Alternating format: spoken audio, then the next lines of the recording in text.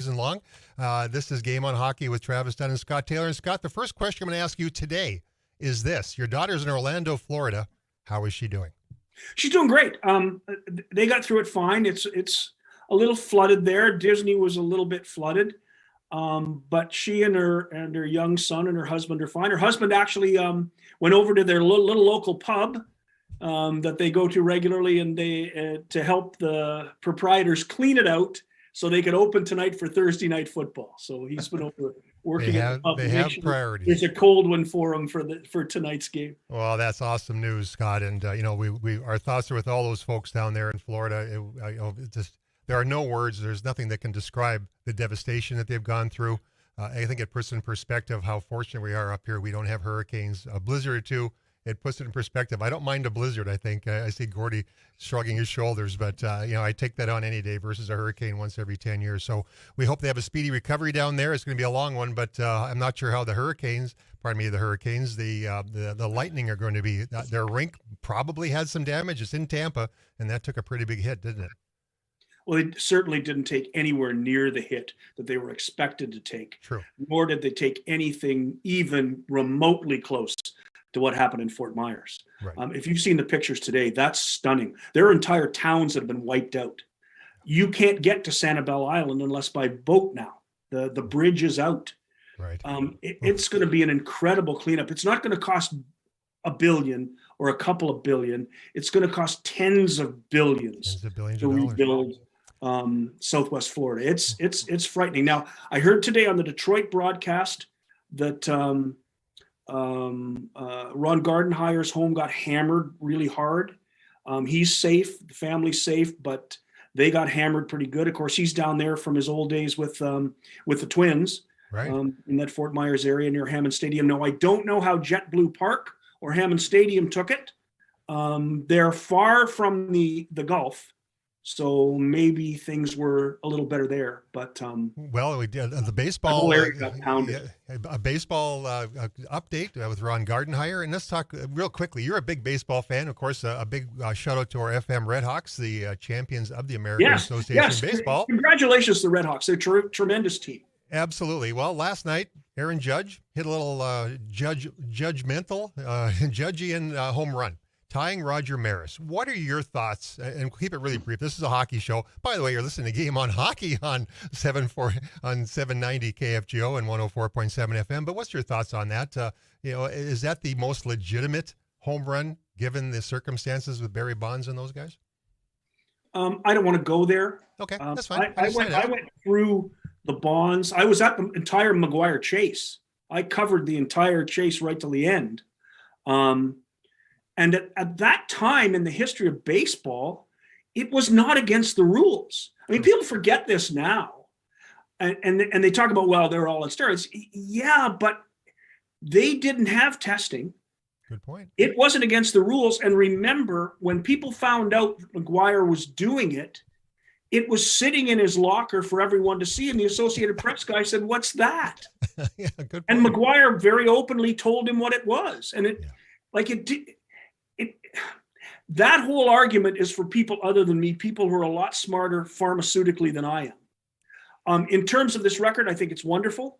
In terms of the Maris family, Roger's son has been tremendous throughout this. Yeah. He talked about how Aaron Judge should be the home run king and the rest of it. Now, I don't know if you can see this, but right behind me to my right, your left, is my Mantle and Maris shrine.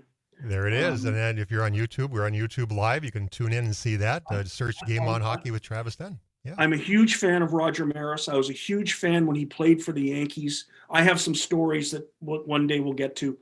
And there's no place I'd rather go than the Roger Maris Museum at the West Acres Mall in Fargo. So I'm a big Roger Maris fan. But I think what Judge has done is baseball today. He might win the batting title with a batting average around 310. Oh. We don't talk about anybody chasing 400 anymore. We talk about people chasing Roger Maris or Barry Bonds or right. Mark McGuire or Sammy Sosa. The game is played differently. It's played with launch angles. It's played not to hit 300 anymore. It's to hit 50 homers, drive in 120 runs. That's the way the game's played. It's different than it was. And when people say, how can baseball be different? Boy, it's a lot different than when I grew up. A lot different. Absolutely. They played for singles and all that. Well, anyway, we're a hockey show, and we have to move on to that part of the equation that is indeed a hockey show. And, that's a quick conversation about, from Fargo North, there's a lot of Winnipeg Jets fans. Yep. We have a new coaching staff in place. They played Ottawa last night, a team that fell back into winning on talent and not winning on hard work. And then they're trying to break them of that habit. Are they going to be successful to do so this year, Scott? They have the personnel to do it. But I think the Ottawa Senators are like the Winnipeg Jets in this sense. They have some tremendous talent, but they're thin. If their star players don't stay healthy, guys like Stützle, Pinto. Pinto's a real good third, fourth line guy. He's got some scoring ability. He's going to be a grinder for that team. That's how he's going to make his money in the National Hockey League. But they've got some stars on that team, but they have to stay healthy and they have to stay in the game. Because if they lose those players, the Ottawa Senators are going to be the Belleville Senators, and that's not a particularly good team. No. So they've got to keep their stars in place like the Jets do. The Jets can't afford to lose Kyle Connor or Mark Scheifele. You have your arguments with Blake Wheeler, but they can't afford to lose Blake Wheeler. They can't afford to lose Dubois. This is a team that is thin at the NHL level, and there are many teams in the NHL that are that way. So I think what Ottawa needs to do is stay healthy, and if they stay healthy and buy into the coaching staff's plans, which is the same for every team in the National Hockey League, you got to buy into the team program. It's going to be different in Winnipeg this year. You got to buy into what Rick Bowness wants to do. But if they do that, then Ottawa's going to be a team to be reckoned with in the East this year. And a quick update, a lot of Golden Gopher fans around here. By the way, you're listening to Game on Hockey with Scott Taylor and Travis Dunn on the Mighty 790 KFGO. A lot of Blake Wheeler fans around here. University of Minnesota Golden Gopher has the C taken from his jersey. They're not giving a C to anybody other than just all assistant captains this year. What's the thought on that process? Rick Bowness was hired to change this team. He wasn't hired to be Mr. Nice Guy. And he's also a coach with absolutely nothing to lose. And people don't understand. They say, we should have hired this guy. You should have hired this guy. Yeah, but that guy's a young coach who every time he goes to the rink, he's rewriting his resume to get himself set for his next job because he's going to have a next job. Yeah. Rick Bowness is not having a next job. The great Rick Bowness story this week from Rick was he and his wife were sitting in the house in Halifax that they just purchased. They had moved back home to Halifax after the 3 or 4 years they were in Dallas. They had retired. He had steaks out on the grill and they were having cocktails and looking over the bay in Halifax and saying, we had a great run. He's 68 years old. We had a wonderful run. It was so great. The NHL was super to us. He said, I went to bed, woke up at 10 o'clock the next morning. It's Mark Chipman on the phone saying, you want to coach the Winnipeg Jets? So I yelled at my wife, do you want to go to Winnipeg? Sure. We got lots of friends in Winnipeg. So he's off to a 2-year job. It's just 2 years. He'll be 70 when he's done. If he makes it to the end, as he says, I may not make it to the end, but he was brought in to change the team, to change the culture, to change the dressing room. And so he talked to every player before it started. And the first thing he did was take the C off of Blake Wheeler, try to get leadership out of more players, get more leadership in the room, and say what you will. But everybody who complained about the Winnipeg Jets, including our media locally, well, there's problems in the room and there's problems with the captain, there's problems with this guy. Well, it's going to be different this year because there's a new sheriff in town and he has absolutely nothing to lose. As he says, fire me tomorrow. I have a contract for 2 years. I get paid. I'm good till I'm 70. We all would love a contract like that. But I was brought in here to win hockey games. Yep. And I am going to do what I think I need to do to win hockey games. And one thing he brought up after the Jets beat Ottawa, and it wasn't a great Ottawa team that came to town. It was a Belleville team that came to town. The Jets won 5-3. And as he said, I'm never going to complain about a win. But he said, we had problems tonight.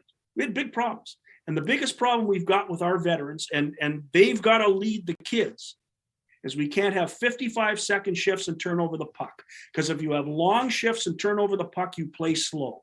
Mm-hmm. We need 30-second shifts and don't turn the puck over, and we become a fast team and we become a team that can win every night. And we've got to get that through to the players. So even in the media, he's not blaming one or two individuals, but he's coming in and saying, we aren't as good as a 5-3 victory said we were. Yeah. And that's the kind of thing that everybody in this town needs to hear, to be reassured that this team is not living on anything delusional. It's going to be a tough road for this Winnipeg Jets after last year, and they've got to row together. Well, you waxed it so eloquently and explained it better than I had understood it, and your point is very well taken. By the way, our next segment will be University of Manitoba Bisons head coach Mike Sarant. He'll be joining us talking about the Saturday night game against the University of North Dakota Fighting Hawks. Brad Berry will also be joining us during that segment, and also the very last segment will be with Brad all the way through. We'll talk about, well, they canceled Media Day due to some illness issues, so that, we don't know if it's COVID or what it is, but they're not taking any chances, so they did cancel Media Day. We talked about developing hockey players. We opened the gate and we let that man in with that Winnipeg Jets jersey, I think, in the background. That's the goaltender instructor for Pilot Mountain Hockey Academy, and that's Gordy Tummelson. Hey, Gordy, welcome again back after your visit last week. And a really nice Twitter note this week that you put out there about the folks at your academy and the diversified backgrounds of these youngsters. Can you explain? Yeah, we've got a wonderful program in Pilot Mountain, and it takes in everybody. Diversification, I think, just happened. I don't know that anybody planned it, but we went looking for players, and over the 8 years, 25% of our players are considered Indigenous, and that's a big number when you talk 8 years at 60 kids a year. So there's a big number there. We've got some Inuit kids this year again. So that's a neat deal. 3 or 4 kids from there. We got a couple of kids from Taiwan. So there's lots of diversification, lots of color in the room. We've got lots of things going on, lots of different cultures, and they're all trying to be better hockey players and better people and better students. And so we've never turned anybody away, in our organization. If they're good people, good students, good players, and whatnot, then they're going to get an opportunity to play for Pilot Mound and grow and to be better when they leave us grade 12. Harmony Chakous is a player that used Pilot Mound to better her situation in hockey and go on and get a scholarship. You've had a number of young female players from the North get scholarships, and we're not talking about Division I at Harvard, but we're talking about opportunities to play ACHA hockey in Division III and really change the trajectory of the situation they were in before they showed up at Pilot Mound. And I think that says a lot about your program. Well, that's the whole idea, is to take somebody who, maybe hasn't had an opportunity. They're coming from some place that doesn't have skill development and maybe even great education opportunities, and give that to them. And if they try, if they work hard, they'll succeed to whatever they need to succeed to. And we have not, in the last, I think, 3 years, missed on placing a female player in a college. We have every kid that's graduated grade 12 has gone on to college hockey in some way, shape, or form by selection by a team. So we're pretty proud of that. And so that's worked out great for us. The boys have, because it's a little bit different for boys, it's junior hockey, and sometimes they don't get there. But for the kids who are big enough and strong enough and hard enough and tough enough and whatnot, and who've learned a lot and tried hard, they get there. We had 6 kids up at OCN last year, just one team in MJ, and 6 players from our organization were playing there, and they're spread out all over Western Canada. So we're thrilled with that kind of stuff, and we're primed for that. That's who we are, placing players in good places for them to grow. And that's exactly right. www.Pilot Mountain Hockey Academy. Look it up online, and you get instruction. Gordy Tummelson played at WHA. That's his hockey background. A solid goaltender. He's going to train the goaltender in you to be even better to get those opportunities. Talk about competition. Goaltenders, there's only 1 or 2 on a team, right? 2 or 3. That competition's pretty stacked indeed. Gordy, thanks very much for joining us today, giving us the update on Pilot Mound. We'll do it again next week with a representative from Pilot Mound, and enjoy the rest of your evening. Thanks, you guys. Appreciate it. All right. Thanks, Gordy. See you later. From the Nilles Law Firm studio, this is indeed a Game on Hockey. We'll take a break here in a second. But established in the early 1900s, the Nilles Law Firm provides legal services in more than 10 areas of practice, including business and corporate law, estate planning, wills and trusts, probate, commercial litigation, adoption services, as well as real estate. A division of Nilles Law Firm is Northern Title, which provides complete closing and escrow services along with title insurance policies for all types of real estate transactions in North Dakota as well as Minnesota. Call Nilles Law Firm at 701-237-5544 or look them up on the World Wide Web at nilleslaw.com. With that, we'll take a break. We'll come back with Scott Taylor, the head coach of the University of Manitoba Bisons, will be joining us shortly. You're listening to Game on Hockey on the mighty 790 KFGO and 104.7 FM.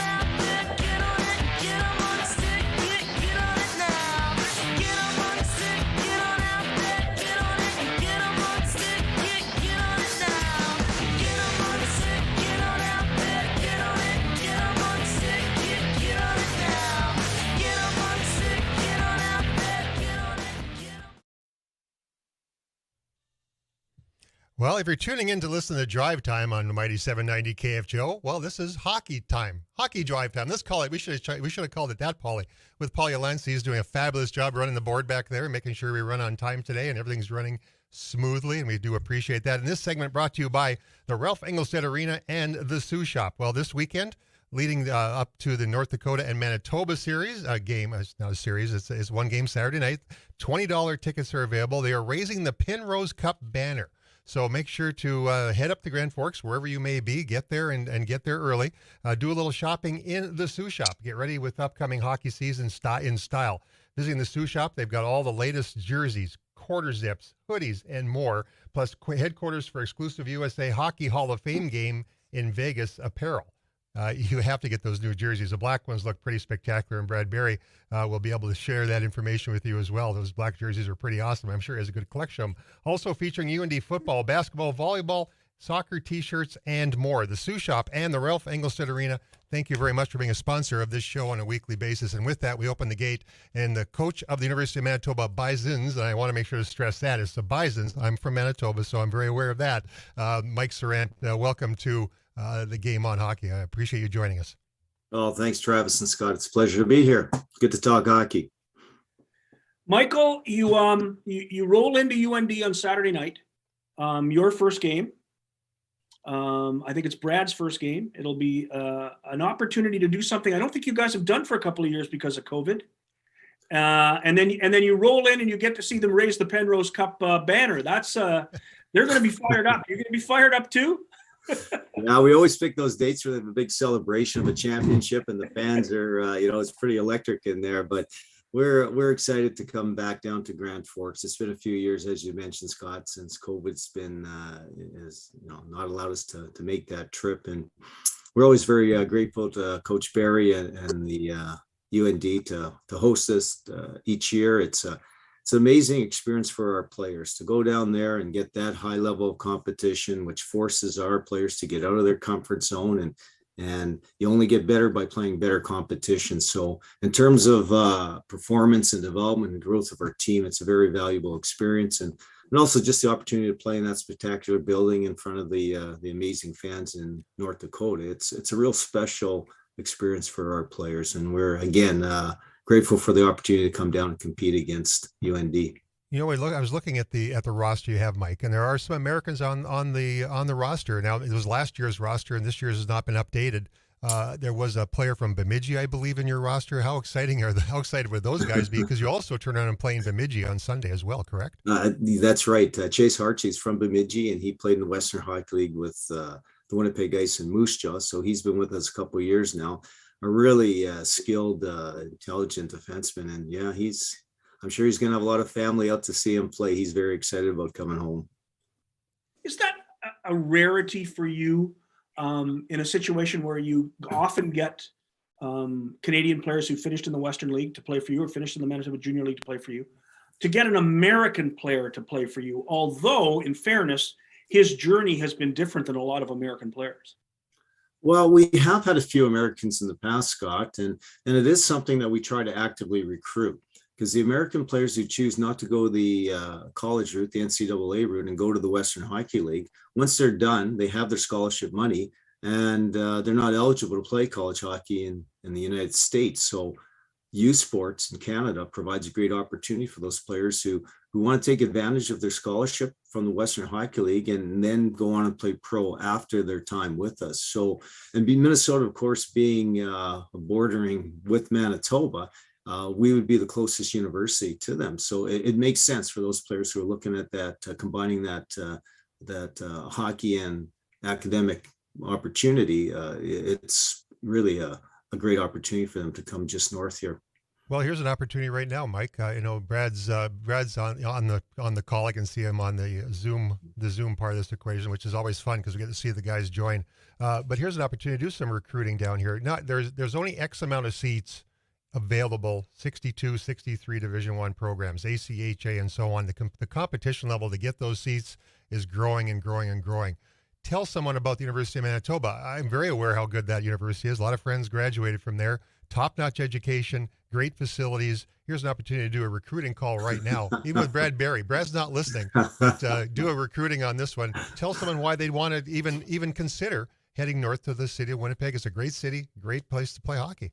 Well, you've done some excellent promotion for me, Travis. So thank you for that. But no, it's University of Manitoba was a very highly regarded, respected university academically. It's a large university. We have almost 30,000 full-time students, a beautiful campus with a really nice blend of old buildings with new and modern facilities. We offer academic programs in all areas. So anything that a student athlete would be looking for on the education side, it's certainly available here at Manitoba. We're not that far away, and the tuition fees are very, very affordable. On the hockey side, Canada West Conference is an excellent hockey conference. We compete against teams all across Western Canada as far as Vancouver, and it's a really high level of caliber of hockey. So it's an opportunity to continue growing and developing as a player with some great competition. We're very proud of the program that we have. in terms of the development emphasis we put on our players. And many of our players have gone on and played professional hockey.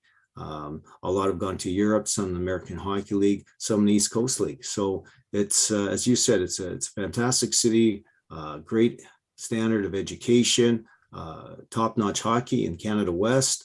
Would really challenge you and help you develop and grow and reach your goals, both on the academic and the hockey side. And the exchange rate works pretty well when you go to school in Canada. I did the other way around, right? And it hurt quite a bit going back down stateside when the money wasn't very strong. So very strong money in that regard as well. Hey, we'll open the gate up. Here's Brad Berry. Brad Berry, Coach Berry, thanks for joining us. He was on last night with Hennessy on Hockey. By the way, that's Wednesday nights, Hennessy on Hockey. Make sure to tune in for Tim, 5:30 on Wednesday evenings. He has always got a great list of guests that join him on a weekly basis, and Brad joined last night. Pretty popular guy this time of the year. No media day yesterday, Brad, but talk about this University of Manitoba opportunity, a chance to get your guys on the ice, hopefully all healthy. We'll ask that question first. How are they doing?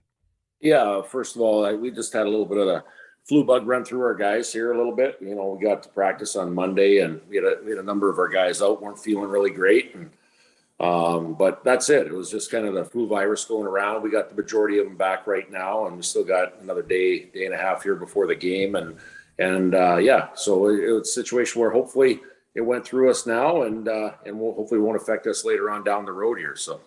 And, you know, this University of Manitoba team comes down. It gives you the opportunity to get guys on the ice and talk about that program. You know, Brad, there's only X amount of seats for players to get into the college game, and it's becoming more challenging all the time. We down here, and we say down here, I'm in Fargo, and you guys are, you know, northern part of the state. You know, there's a lot of other opportunities that maybe thinking outside the box. University of Manitoba is not one of those boxes they were thinking outside of. Yeah, you know what? Like I said, you know, going back to the first part of your question there that I didn't answer earlier, you know, we're very honored and grateful to have Mike Sarant and the University of Manitoba Bisons to come down and play us again. I know it was kind of a little bit of adversity going through COVID the last couple of years and getting through the border and different things, but now they're back and they're back in our building again, and we really enjoy that. And you know what? Like, you know, it's really a wake up call for our guys. I mean, we've got players from anywhere from 17 to 22, 23 years old. And, you know, Mike's got a pretty veteran laden team each and every year with some new players that come in there, but, you know, you're playing against grown men. You're playing against guys that have played a high caliber of hockey in the Western League. And now we're playing a high caliber of hockey and CIAU hockey up in Canada. And then especially when you're just starting out, it's like going from 0 to 90 miles an hour right away. And so obviously it's a very competitive game, and it's a situation where I think both teams get a lot out of it early in the year, trying to sharpen their team. Mike, you'll be bringing a team into Grand Forks that a lot of people won't know. Won't know the Canadian players that are on the team, won't have a good look into their backgrounds. But these are Western League and Manitoba Junior League graduates. Plus, you're bringing an ex-pro down. I mean, Brett Davis was a nice player who had a good shot to make Dallas. Introduce your players to Brad's fans here at UND. Yeah, well, thanks, Scott. You know, as you said, we've got players who come from, and as Coach Berry has said too, we have players that we recruit from very high level from the Western Hockey League. Our players will come to us at 21 years of age. That's where our hockey fits into the Canadian hockey model. It's an after junior league, so we're not competing against players for with the Western Hockey League. We have a partnership with them where they would come to us after their time in the Western Hockey League. So, you know, that's a very high caliber of hockey, as Coach Berry has said. So you get some players with some good players with some, you know, really good experience at that level. And players that we get from the junior A leagues, like Manitoba Junior League, Saskatchewan Junior League, they've got to be, you know, amongst the very elite of that league to be able to play at our level here. And you mentioned Brett Davis. Yes, he was an outstanding player in the Western Hockey League, highly skilled player, a real game breaker ability. He played with the Manitoba Moose and decided to come back and use his Western Hockey League scholarship money. So he's been a great addition to our program. And we've had other players do that in the past where they've started in the pro route and then have come back to us. So yeah, you know, we've got a good hockey team with a lot of guys with some good experience, but we know we're always in tough competition against North Dakota. They're, you know, perennially one of the very best teams, if not the best teams in the NCAA Division I. So we know we always have our hands full coming down and playing against them. But again, I go back to it's a great experience for us in terms of our development and our growth, and a real valuable learning lesson for our players to get the experience at that level, playing in that building with those fans. So we're excited. We're looking forward to coming down Saturday night. Well, Mike, I hope you've opened a few eyes with your eloquent, the way you've explained so eloquently the University of Manitoba opportunity. Maybe someone will look at universityofmanitoba.com, take a look at their education, take a look at an opportunity to head north to play hockey in Winnipeg for a really, really good hockey program and a very good competitive hockey league. We appreciate you jumping on board. We'll get a chance to meet you in person on Saturday evening. Scott and I will both be in the big city of Grand Forks. I get to call my first UND color and analyst gig for since 1996. It's been a long time since I've done that, but it's going to be a lot of fun doing that. And Mike will have a great opportunity to catch up before the game. We appreciate you joining us. Great. Thanks very much, guys. And Coach Barry, look forward to seeing you again. Safe travels. We'll see you in a few days. Okay. Thanks, Mike. And that's Mike, the head coach of the University of Manitoba Bisons. Well, we're going to take a quick break. We come back. We got Brad Berry for the rest of the show. We got to grill him. We're going to make him exhausted after the questions we ask him.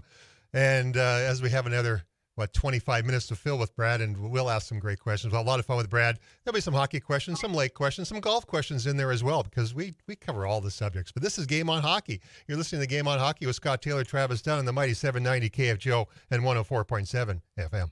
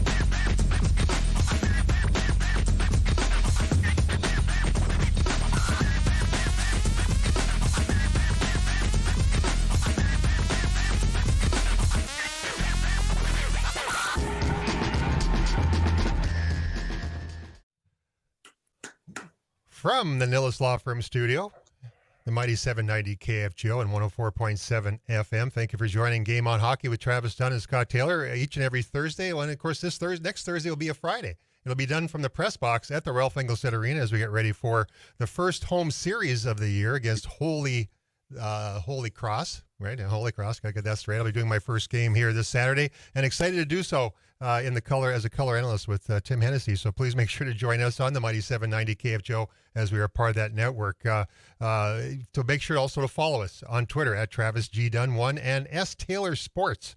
We'll give you updates all hockey season long who our guests are going to be. And this segment is brought to you by Jarrell's Hockey World, in business for over 50 years. And you say 50 years, I bought a helmet there in 1976 that I wore when I played at UND.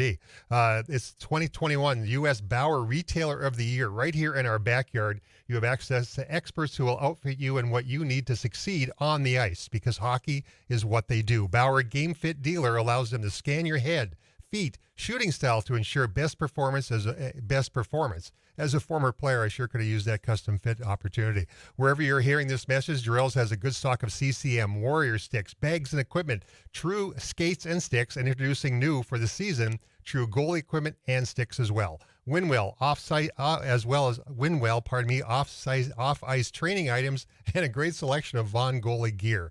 And if you're you're a referee or a figure skater, they have a complete line for you as well. Jarrell's Hockey World has it all, and the service department will ensure your gear is tuned up for you and ready to go. A 50-year reputation of dependability, Jarrell's has it all. Jarrell's Hockey World, 1004 South Washington Street, Grand Forks. Call 701-775-0553 at Jarrell's Hockey to follow them on Twitter. We thank you to Jarrell's for being a sponsor all hockey season long for Game On. And with that, we bring Brad Berry back in. Scott, you got questions. Fire away. How good is Reese Gaber? Yeah, he's an elite First player. question anybody in Manitoba would ask. Yeah, he's an elite player. There's a number of things that he brings to the table. Obviously, elite skill level, skating ability. He's really dynamic on his edges.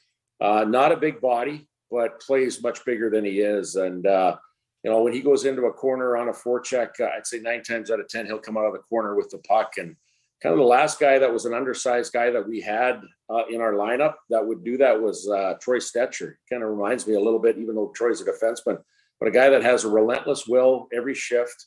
And he just pushes a bar up in our group every day just because he's not a professional, but he acts like a consummate professional out there each and every day. Is he one of those guys that is as good in practice as he is in a game? Absolutely. And which transfers over to the game. And like he's a guy that was patient with his process. He played in Steinbach in the Manitoba Junior League, and then he went into Dubuque and played a couple of years there. And it's tough now when you have elite players. They don't normally play 3 years of junior hockey. He did. He felt that was the path he needed to take. And that extra year he played, he was lights out. Like he was one of the best, if not best players in the USHL that year, which transferred over for him, coming in, having a great freshman year for us. And sometimes being patient is a good thing and trying to get to the next level instead of just chasing it all the time. But he's such an unbelievable person. Like he's such a humble person in his day-to-day approach with the skill level that he has. He doesn't really show that he's arrogant. He's very humble. You talk about that word patience, Brad. And that goes back to when you played, when I played, the process that you talk about, the development process. How often do you see the patience part cost players a better career? Well, again, I've been doing this a long time, and obviously was fortunate enough to play pro hockey for a few years and then come back to college. But whatever level that is, it's tough. If you rush the development side, it's not good, and it's not good in the fact that you might get there, but might not stay there. You might regress a little bit. And I go back to college hockey right now, and there's so much turnover in hockey, whether it's players making different choices after their commitments, the transfer portal once they do get into college. Like, it's a situation right now. There's so many transactions from year to year, and a large part has to do with being impatient and going in too early. And we always gauge it, as far as whatever level you're at, you have to be a really good player or dominate that level you're at before you can have success. And sometimes, they put it the other way. They just want to get to that next level. They want they want to kind of chase it, and that's not usually productive. You brought up the transfer portal. Has that changed your recruiting? Well, you know what? It's changed it in the fact that there's going to be probably players out there that there's two parts to that. The COVID the outbreak that granted everybody another year of eligibility. That kind of circle or that kind of timeline will end in another year or so with that eligibility of having the extra year. But the transfer portal's here to stay, where you can transfer without sitting out. Before, you'd have to sit out a full season and practice, and that would kind of deter a lot of players from transferring, sitting out and not playing games. Well, now you could freely move about, and that does change it a little bit. I firmly believe, though, you have to grow. Just like good NHL teams, you have to grow through your draft. You have to grow through your prospects, because that's how you build your culture. That's how you have the sustainability and the perpetuity of growing what your identity is and what your culture is. And, when you bring players from the transfer portal, they're good players, but they're only there for 1, maybe 2 years, and they're just learning what your identity and culture is all about. And after 8 months, they're gone. So they provide like last year, we had 14 guys that left to play pro hockey or graduate to school. That's half your team. We couldn't bring in 14 freshmen, so we brought in 9 freshmen and 5 transfers. 9 freshmen is a big class, so we brought in 5 transfers. Those transfers helped us. So this year we have 4 freshmen and 3 transfers, and hopefully we can have more freshmen and less transfers as we go. I watched Shane Pinto play the other night, as good a player as the Ottawa Senators have. How proud are you of the guys who played in your program, especially the guys you recruited yourself and have gone on to play professional hockey and seem to be doing as well as they are? There must be a certain level of pride in that, and that must help you recruit. Yeah, you know what? It does. And you know what? I think, first of all, it's a great question, Scott. Very proud to start off with. But, a lot has to do with the person themselves. If they invest in themselves on a daily basis, if they're you call them an everydayer, if you maximize each and every day. Shane Pinto was an everydayer. He came to the rink every day to not only work out hard in the weight room, go through hard practices, but he would come back later in the afternoon, and it was amazing. He had a routine where he would go out and do power skating on his own to do this edge work protocol that he has. He has amazing edges for a big guy. And one of the biggest things was, everybody said he wasn't the quickest guy, but he really improved his first 2 or 3 steps to where it's NHL like right now. And it's funny, the other day they played in Winnipeg, and a good friend of mine, Scott Arneal's coaching there. And I texted him after the game. I said, "How was that Pinto kid?" And he goes, "Not bad for being from UND." He said he had to bust me a little bit, but yeah, no. It sounds like Scotty. Yeah. Oh yeah, you can't get any compliments from him at all.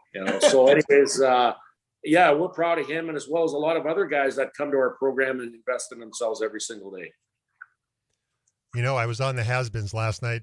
You're pretty familiar with the Has-Beens, right? The podcast with Gage Osmus and Trevor Olson. And we had that same conversation about guys like, the late bloomers and Gage Osmus, who said, when I started skating and carrying the puck, I got lightheaded after about 3 or 4 strides. I knew I had to move the puck, realizing our limitations. And we all have to realize that to be part of the team. But have you had the opportunity to be on with those two has-beens? No, I haven't. I know there's a invitation out there somewhere, but again, I'm probably going to wait for a while. I know they're probably got a long list of more interesting people than me to be on their show. So I'll wait in the weeds here. Well, I'll make sure to pitch it. I was the 40th episode of the Has-Beens. Go on, search them however you can search them, but they're entertaining, and Ozzy obviously entertaining. Well, this weekend, University of Manitoba. Next weekend, Holy Cross. The weekend after, Quinnipiac comes to town. That's an interesting, we can talk about a specific circumstance of a very interesting circumstance of a former player who played at UND, was an All-American, whose son was a former player at UND, was an All-American, and the youngest son comes along very late in life, and he's playing for Quinnipiac, and that's Marcus Chorney. Chorney will be in the audience wearing his Quinnipiac jersey. I mean, talk about the family history of that, when you got a guy playing, at the level they played at, and now the youngest son's playing at Quinnipiac. Yeah, well, Taylor being the youngest, he went through Shattuck, and he was kind of a late bloomer, very good player. But at the end of the day, he chose to go out east, and we played against him last year. He played very well, and I believe he's graduated out of the program. I think he graduated, and he's Are you out sure? pursuing other opportunities right now. But anyways, Okay. Mark was out there, and we saw him last year, and he'll be here for the Quinnipiac series. I think he's even going to bring a whole bunch of family members here and to watch the game. But anyways, it was very interesting to see. Mark played here, and Taylor played here, and Marcus played out in Quinnipiac, and Quinnipiac's going to have a really good team this year. Yes, they are. They ended up keeping a lot of fifth-year players due to the COVID year, and they brought in a lot of transfers. So they're going to have a very experienced team again. And, we went out there and, we had a young team. Well, we had 14 new guys, and we went out there. That was one of our first non-conference series, and it was a tough weekend. Our guys really learned from it. And, we dropped the first game, but we came back to win the next game to get the split out there. And that was very impactful of us having a successful season out there, getting right after it. It's not an NCAA game on Saturday night, but for you as a coach, it's going to be an important game. How important it is for your team to get this game under your belt against a team that's pretty experienced? I mean, there's some guys on this team that have played a lot of hockey. And although it's unlikely they will beat you, I'm sure as a coach, you're going to see players on your team and see how they react to guys that have some different skills than you might see in Division I. Yeah, well, these guys are grown men, and they're, first of all, they're physically mature. They've been around the block a few times here. They're excellent players. We just talked about it with Mike. These guys, you talk to one guy that's already played American Hockey League games that's close to making the NHL. You have a number of these guys that are kind of on the cusp of trying to do that in their careers. But at the end of the day, these guys have probably played a couple of games early on here before us. That's no excuse. We're going to go out there. We practice for 5 weeks, albeit not game like, but we have practice against each other here, and we feel that we want to bring our A game. There might be a little bit of rust, but hopefully after a period of two, we'll be moving the puck really well. One thing I wanted to say about that is, Scott, you mentioned about that first game. What do you want to see out of it? Well, we have 4 freshmen, and we feel they're outstanding young skilled forwards that we have in our group. That's going to add to our skill level. They've never played in front of 12,000 fans before. And even though this is an exhibition game, we're raising a banner. We're going to have 12,000 fans for an exhibition game, which is an amazing feat. That's the experience we want our young guys to have. The transfers, they're going to come in and see, man, you know what? We played out east in Union, and we played in UMass, and we played in Michigan State with our transfers. They haven't played in North Dakota. So to give them the experience, that's a big deal. I tell you what, and the one guy out there that's going to be, you have to talk about Ben Strinden, the relationship with the Ralph and Gino Gasparini and getting his grandfather being instrumental in getting the Ralph Engelstad Arena built. I can't imagine the adrenaline in that young man's body when he steps out on the ice for the first time. Well, you mentioned it, and we've tracked Ben a long time back when he played for Fargo South High School back at North Star Christian Academy, and then he went to Muskegon, and we knew the roots, right? But you have to earn your way to North Dakota. It can't because your grandfather, your father played here. You have to earn your way here, and he rightfully did that. And man, we're excited about Ben Strinden. Not only he's an outstanding young person, hard worker, he's going to surprise some people. Great two-way player, hard-nosed. He's going to have a great career here in North Dakota. And a name I know that Scott knows very well, Stefan Patton, is someone I think I would compare to where Ben could potentially get. A great leader, just someone you'd follow through a cement wall. Yeah, for sure.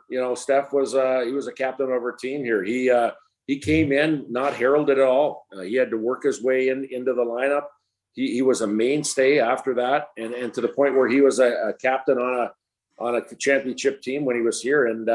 And to this day, you have to build your teams around the Steph Pattons and the Ben Strindens of the world. And, we have Mark Senden right now. We feel like, Mark Senden, Gavin Hain, some of these guys in our group here have that DNA in them. And we always try to recruit a freshman class with not only skill, but guys that have outstanding character and leadership qualities.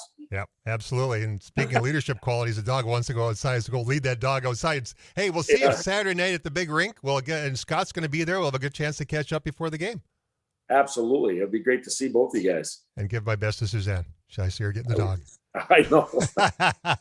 Brad Berry, the head coach of the University of North Dakota men's hockey team. Thanks for joining us, Brad. Scott, we're going to take a break. We'll be back. We'll have 4 minutes to wrap up from the fantastically great Nillis Law Firm Studios. We're so thankful to be able to do this each and every week. You're listening to Game on Hockey on 790 KFGO and 104.7 FM. Yes. Thanks, Brad.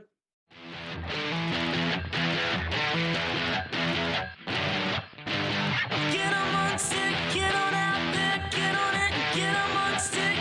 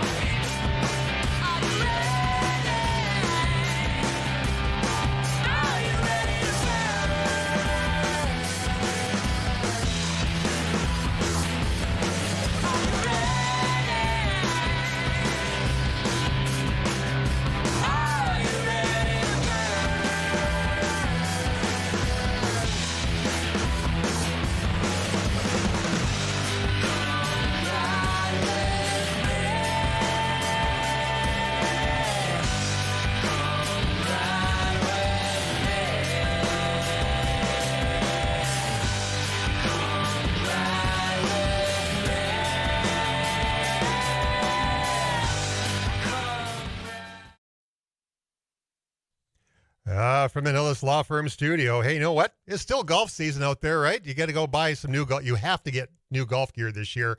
Right now is the time to do it, to get that set for next year, because your swing is in the groove right now that they can fit you the best they possibly can. The Golf Center in Grand Forks, North Dakota will do just that. In business for over 35 years, they will take your existing clubs and trade. You can get PXG, Ping, Titleist, whatever golf club you want, and they'll get them custom fit for you and ready for next season, because right now your swing's in the best space it can possibly be. Also, right now, their Ping driver sets are all on sale. The new stuff's coming in. The 2023 stuff's coming in, so the 222s, they're discounted big time. So get into the Golf Center, get in contact with Brian, the guy with the fancy shoes, 3001 South Columbia Road in Grand Forks, or call 701-775-0011. When you're up there for the hockey game, go up early, get the golf club fitting, and then get to the rink. Scott, in the last 2 minutes, what a great show. It was a great show, great guests, lots to talk about. I'm excited to be in Grand Forks on Saturday night. I can't wait to see you at the rink and listen to you do the color commentary. Find out if you're any good. Well, if you had a little tongue twister with that Jarrell's, if you'd like me to read it next week.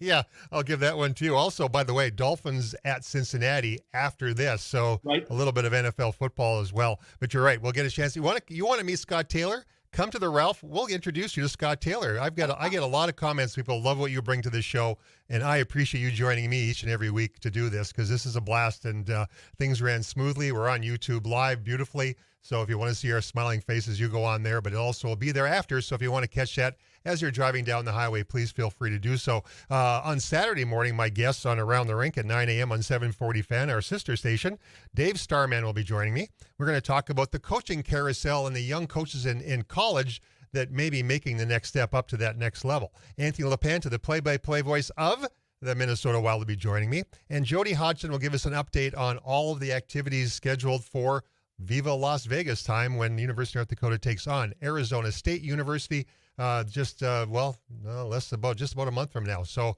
with less than 1 minute, Scott, let's wrap it up and let's get up to the Ralph and have some fun. Yeah, I'm excited about coming. Here in Winnipeg on Saturday, it's the unveiling of the Dale Hawerchuk statue at True North Square in downtown Winnipeg. Our guy from Game On Magazine, Carter Brooks, will be there for that, while I watch the Bisons and the Fighting Hawks. In a game I'm excited to see, A, to see Reese Gaber play live, and B, to see a very, very veteran team take on a very good NCAA Division I team. It's going to be an interesting hockey game. Two teams that play completely different styles, completely different types of offensive attack. And it's going to be fun to watch how speed plays against toughness. It'll be great. It'll be great there sitting there watching with you. I'll have a fun time with my good friend Tim Hennessy. Make sure to listen in, but game on and all the rest. We'll be back next Friday from the Ralph Engelstad Arena. Good night from the Nilles Law Firm studios.